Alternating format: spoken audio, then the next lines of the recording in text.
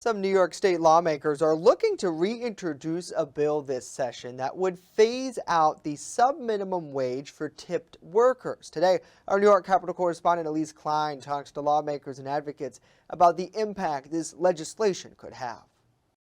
While serving lunch to restaurant workers who travel to the state capitol from New York City, lawmakers announced reintroducing a bill that would phase out sub-minimum wages for tipped workers. Restaurant workers in New York State currently earn 66% of the minimum wage before tips, and some lawmakers say that needs to change. But we can't leave our tip workers behind. We can't leave our restaurant workers behind.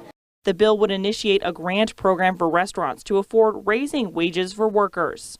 It would also allow for tips to be shared between workers in the front and the back of the house at restaurants, which is currently illegal. Jennifer Almanzar, an advocate and former bartender and server, says phasing out sub-minimum wages would give tip workers a living wage.